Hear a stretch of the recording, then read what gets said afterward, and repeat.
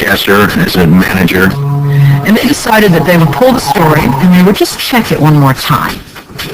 But the bottom line was that there was no factual errors in that story. Both sides had been heard from. Both sides had had an opportunity to speak. 1 week later, Monsanto sent the second letter, and this was even more strongly worded.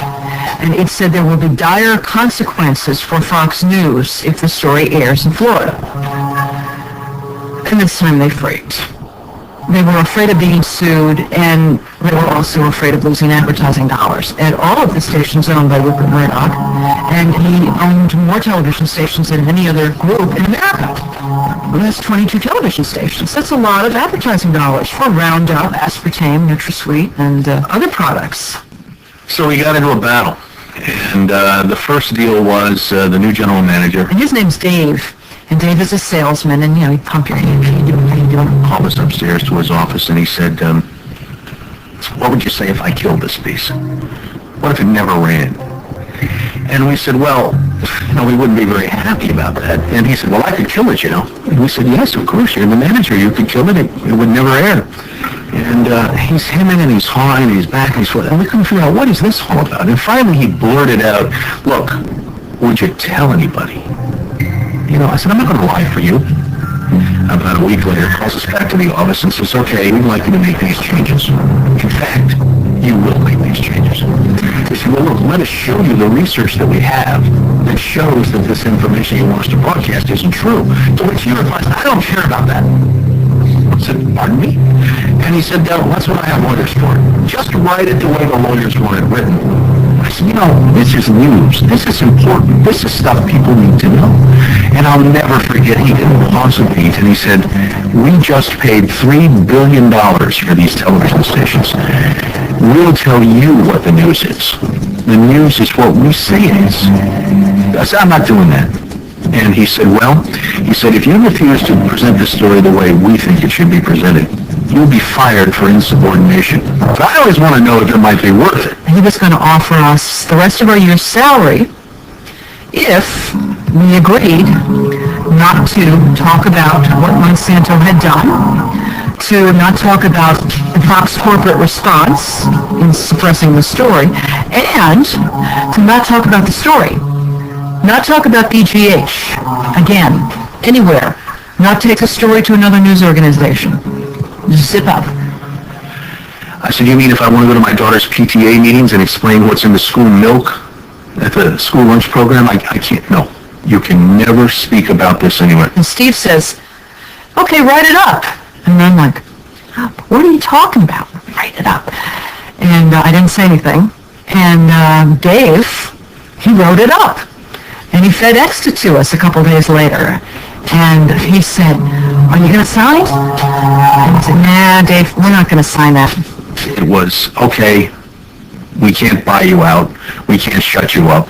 Let's get the story on the air in a way that we can all agree it will go on the air. And we started rewriting and editing with their lawyers. Well, during this 8-month re-review process, I say jokingly, they did things like, for example, they wanted to take out the word cancer. You don't have to identify what the potential problem is, but just say human health implications. Any criticism of Monsanto or its product, they either removed it or minimized it. And it was very, very clear, I would say, almost every edit they made to the piece, that was the aim. And we changed this and this and this, and then that wasn't good enough. Okay, now change this and this and this. Now change this and this. Version after version after version.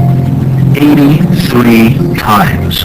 83 times is unheard of. Obviously, they didn't want to put the thing on the air, and they were trying to drive us crazy and get us to quit, or wait until the first window in our contract so that they could fire us. They, in effect, announced that they were going to fire us for no cause.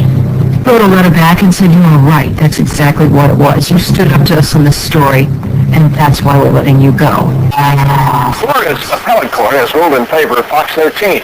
You may recall that Jane Acree, a former reporter here, sued Fox 13 in a whistleblower lawsuit, claiming she was fired for refusing to distort her report. The appeals court today threw that case out, saying Ms. Acree had no whistleblower claim against the station based on news distortion.